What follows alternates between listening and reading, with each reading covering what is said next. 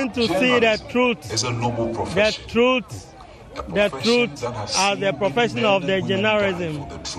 Okay, thank you very much. I think you are making some interesting points here, that you are here to entertain yourself. What do you find entertaining? What do you define entertaining to be? What is the word? I want to use the right words at all times, you see.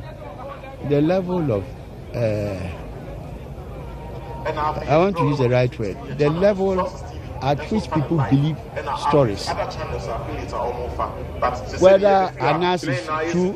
Can you look into the camera for me? No. Whether Anas is talking the truth or this man is talking the truth, God knows. But to me, governments of yesterday, today and tomorrow, they try to oust each other by trying to portray that the incumbent is corrupt. Okay. All right. That's a very... Let's go to the history of Ghana. There was a case of Sabundra. Sabundra. Interesting to know. Now, Patrick, if you would realize, I mean, you have people with different opinion here, gathered here, in as much as they are here to actually witness one very thing that brought everybody here. They also have their own sentiments and other assertions made. But then again, you can see behind me, and even on the big screen, or the giant screen where it is actually projecting the crowd here, it tells you that people are here for one sole purpose. I mean, we had the larger crowd of the nation trooping into the Accra Conference Center to witness what the investigative piece had to offer after 2 years of putting these pieces together into a very comprehensive documentation. Now we still have people here. Yes.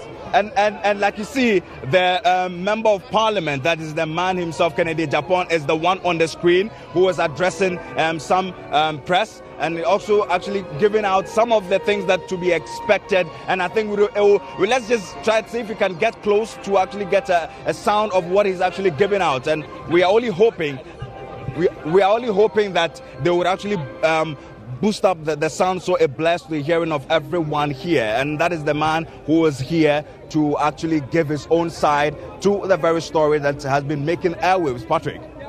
Well, Joshua, we are going to leave this conversation there. I'm sure you are going to follow up with whatever is happening there. And definitely Absolutely. We are going to get a brief of exactly what this particular expose is going to contain. But before I take leave of you, Joshua, what we need to understand, so you have people who have been there from as far back as what, 5 p.m., some 4 p.m., and you know what the expectations are with dissenting views and all of that. When exactly is the video airing? I know you have told us it's airing in the next couple of minutes. When exactly is the video airing, and how long is it going to run for?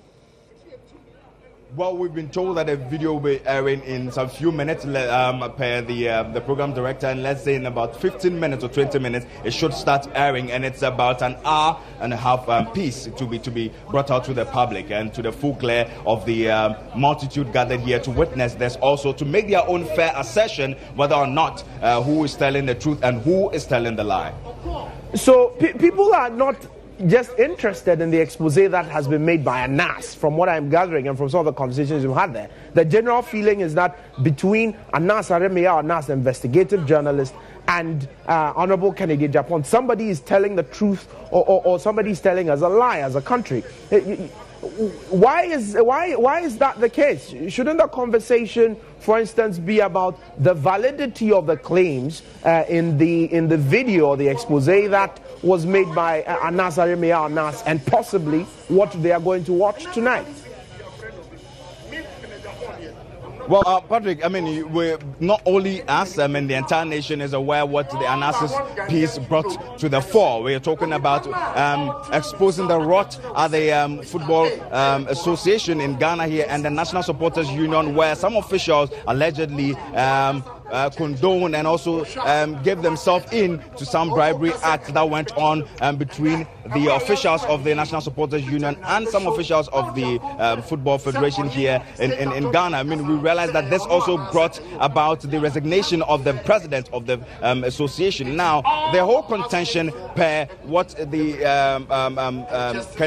Honorable Kennedy Agyepong is making is that his methodology is questionable, and the very ethics and ethical essence purpose of this, putting together this investigative piece after 2 years, he questions it and he finds it very unconstitutional. And so that is the reason he has also put out that, we were talking about the Ace broadcaster or journalist, we were talking about Anas Arimaya. Anas actually did solicit for some funds or some money from some people and also coerced other people to giving in to some of the directives or requests that he made, which he thought is not in its right way per his own assertion. So that is actually the fair balance we are creating here. Now, Anas has brought out his piece to actually bring to light, some of the rot and other financial malfeasance and other misconduct in the discipline of football game. And this is what is creating that uproar, with some people. Now, Kennedy Agyepong also here is actually saying that when his name